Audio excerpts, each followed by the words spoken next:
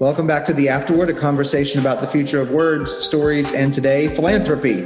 We are so glad to have Nicholas Walsh from Changing Our World and David Bryant from Heart for Africa here with us to continue our conversation about the future of philanthropy. The words giving and philanthropy don't mean what they used to. So let's look to the future. What are the most important issues of the next decade for philanthropy to address? Happy to go here. I think social justice and racial equity are just two major issues that have come to light even more and long overdue, but come to light even more over the past 18 months. I think over the course of COVID-19, just major inequities have been exposed across the board, whether it's lack of access to basic healthcare or gaps in education or income inequality, or even in the distribution of healthcare or the vaccinations in the developing world. I think there's inequities that we can all see in our communities. So it affects all of us. And I think everyone has a role to play in addressing these inequities in our everyday decision making and in the companies or organizations we work for or support. So I think even if you're not in the racial equity sector, or the racial justice sector, there's something your organization can be doing to advance racial equity or social equity. And people, donors, investors are going to be looking at how you're doing that, not just in your charitable giving, but across the board. How you acquire, how you hire your employees, how you carry out your business practices, and so forth. So I think that'll dominate the conversation for years to come. I couldn't agree more with what Nick just said about racial inequities and other things going on. I think also that even if your organization isn't focused specifically on those kinds of causes, what he said about donors and what they care about related to those issues is going to have a ripple effect across the industry related to hiring practices, board selection, just a variety of different issues, and just the values of the organization and what we hold dear. But interestingly enough, when I read that question or heard that question, what I thought about was the erosion of trust in institutions. And I think one of the real challenges we have as a sector is that we are, erosion of trust in public institutions kind of began, I guess, to some degree, you could say, with Watergate and government. And now we've kind of entered this stage where there's alternative facts or fake news or other things. And so can we trust the media? Can we trust social media? Where do we get real information? And I think nonprofits to some degree are suffering the impact or the erosion of that trust as well. And so I think reputational integrity is going to be a huge issue for nonprofits, that protecting the brand and upholding the brand and always being true to the values that you have as an organization is going to be incredibly important to the issues that we talked about previously with donor loyalty, retention, staying engaged with donors, and a variety of other issues. And so I think that's a big one in the immediate future and beyond.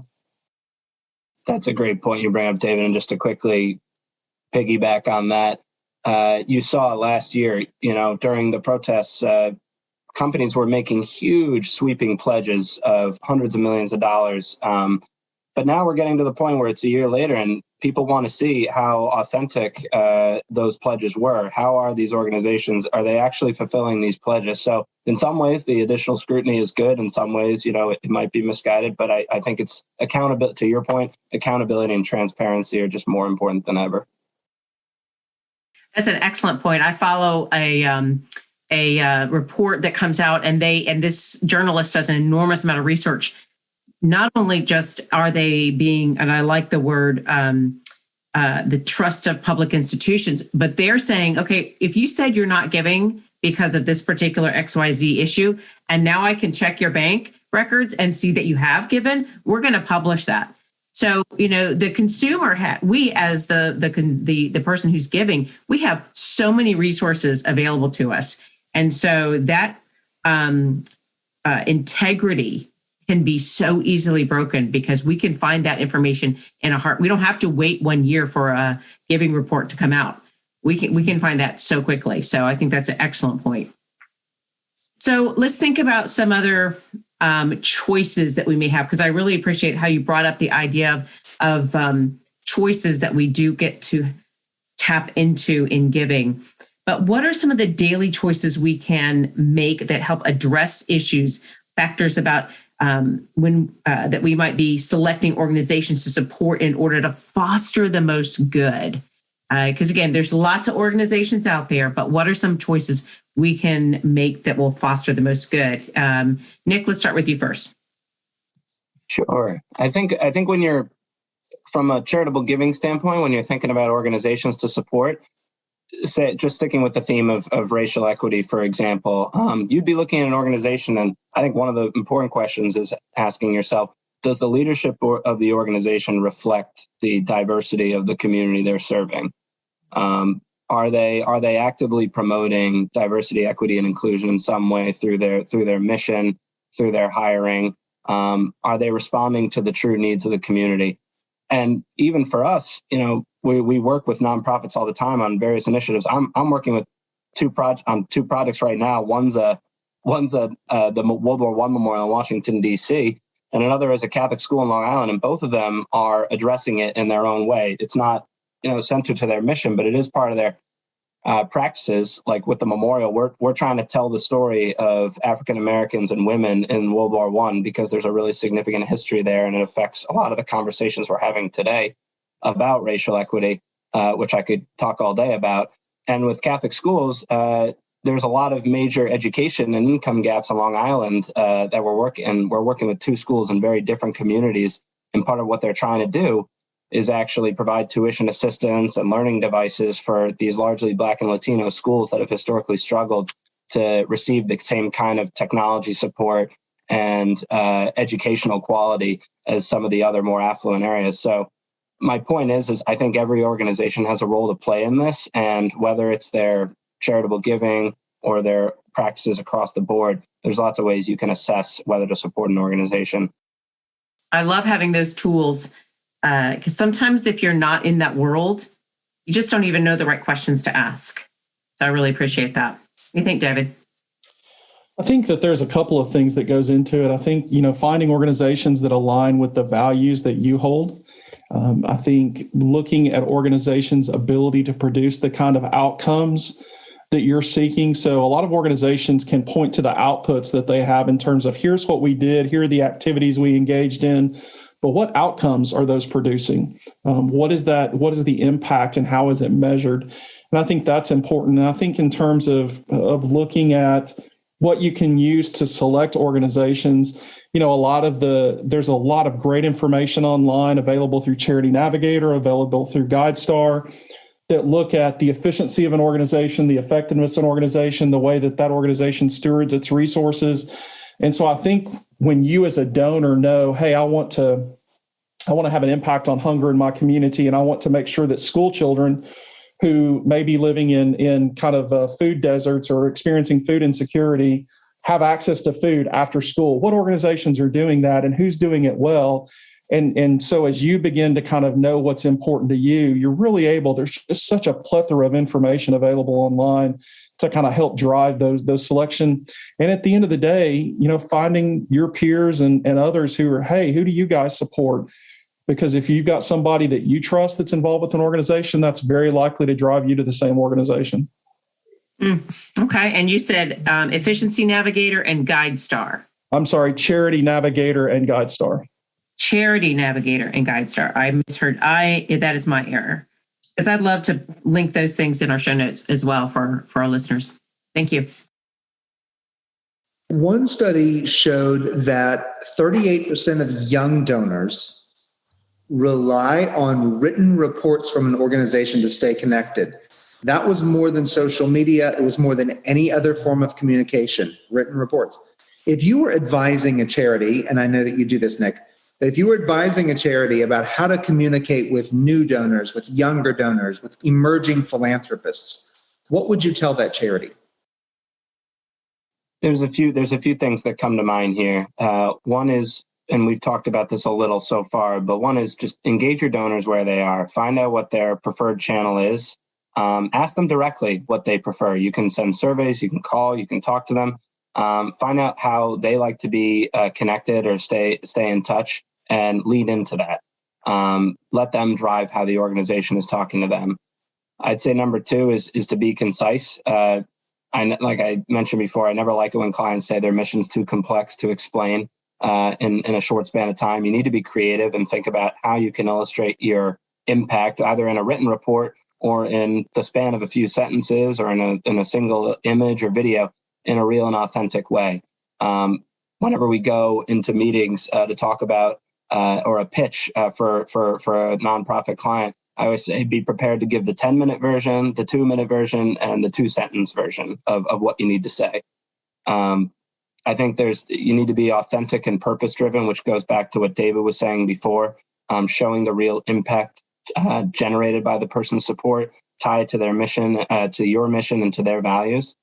And I think finally, just be prepared to do everything virtually. At this point, virtual platforms, I think, are here to stay.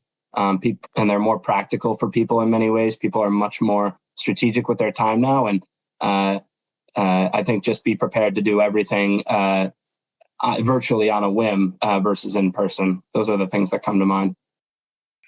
I would echo what Nick had to say about virtual being here to stay. I was having a conversation with the president of a major corporate foundation today, and we were both laughing about kind of what has taken place related to virtual conferencing and how we used to go have meetings with people, and those meetings would last an hour and a half. And now we're like, we have 30 minutes. And so that virtual conferencing has really led to some significant refocusing of our resource, our most valuable resource, which is time.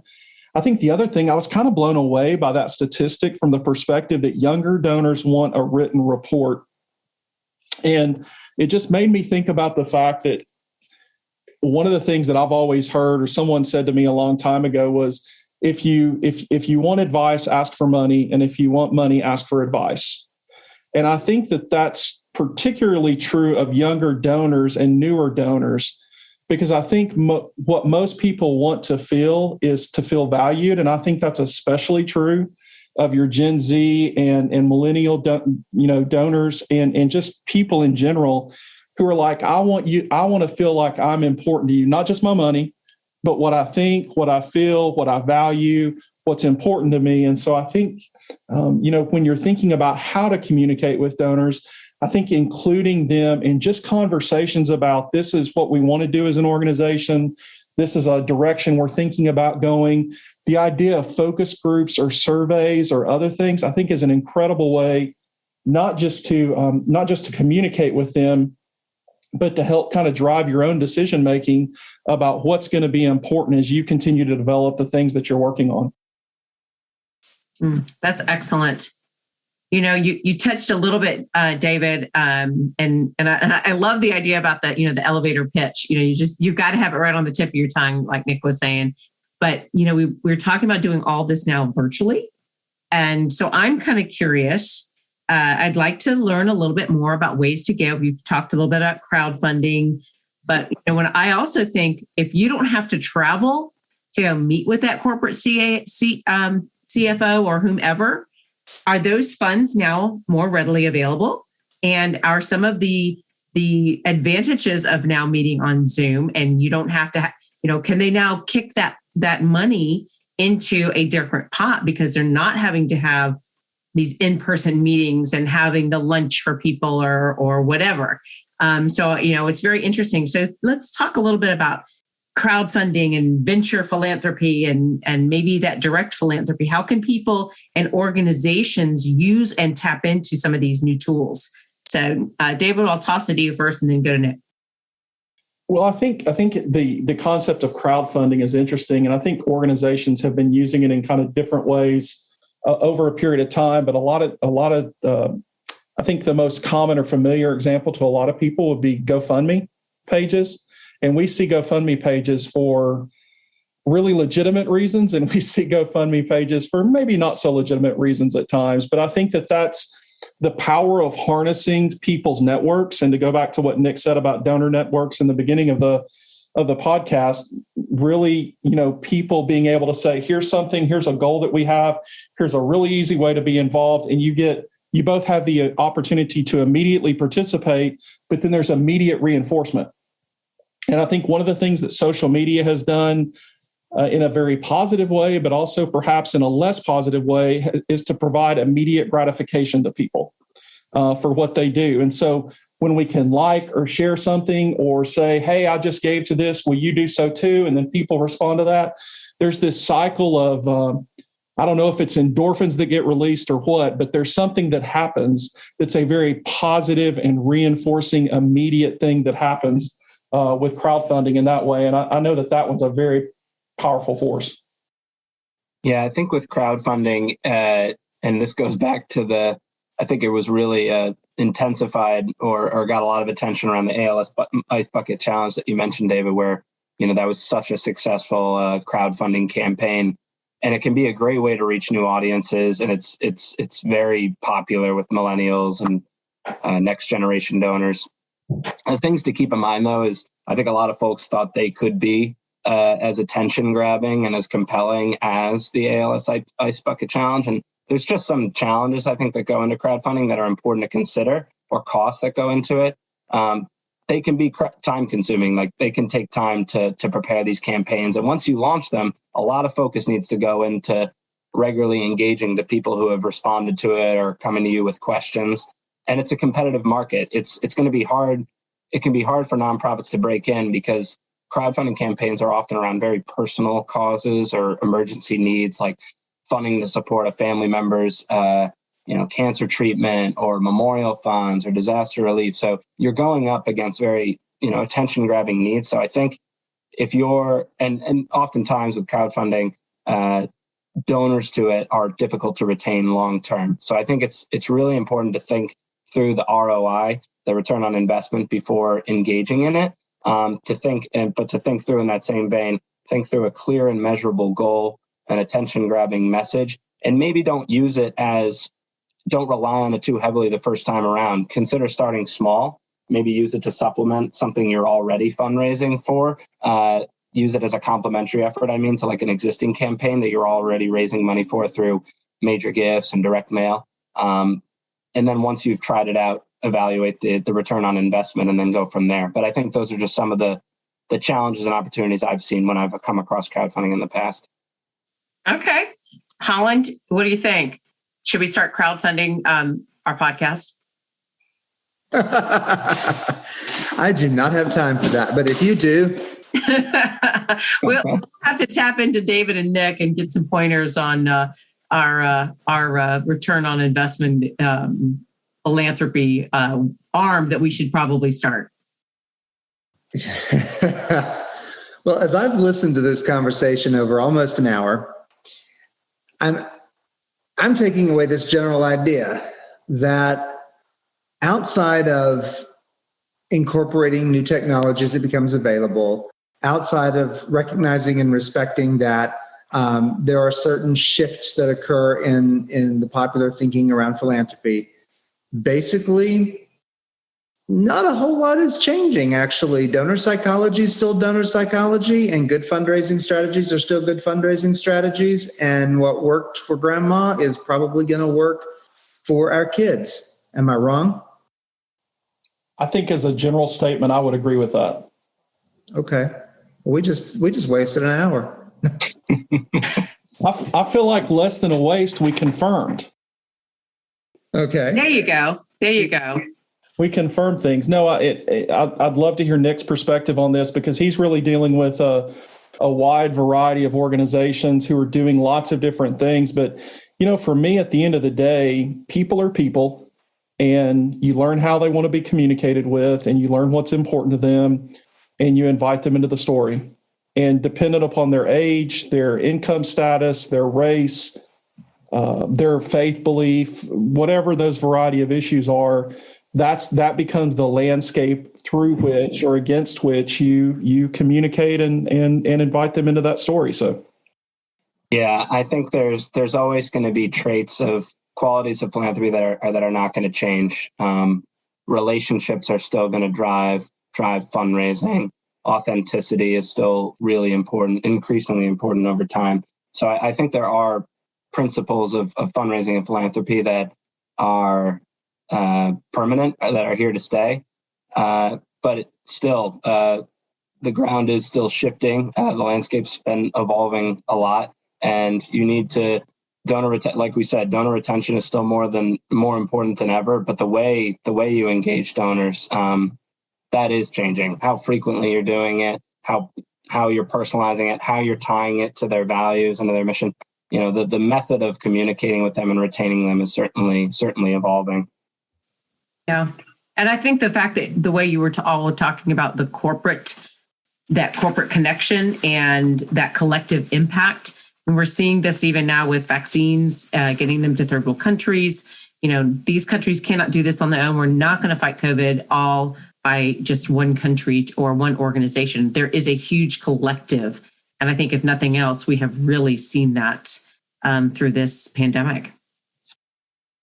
Yeah. And I would say, just going back to like the comprehensive or holistic language we were using before, I really think we didn't get to touch upon venture philanthropy, but I just think from a donor's perspective or from a nonprofit's perspective, you need to think about how you're accomplishing your mission, not just through charitable giving, but across the board. Like for venture philanthropists, like they want to see, what value are you providing to the larger community? What is your economic value to the community? What kinds of benefits are you providing, or what kind of economic output are you putting? So you almost need to think of your organization more like a business than a nonprofit organization or like a startup. That's just from a nonprofit perspective. But like we said before, it's not just about donors. It's about consumers. It's about constituent shareholders. You need to be thinking about it from a more diverse lens.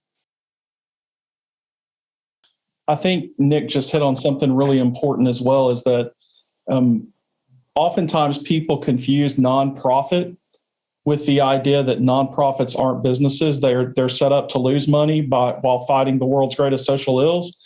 And as I often say to people, nonprofit is simply a tax designation formulated by the IRS to allow people to make charitable gifts to these organizations who are indeed tackling incredible challenges, homelessness and domestic violence and disease and a variety of different things.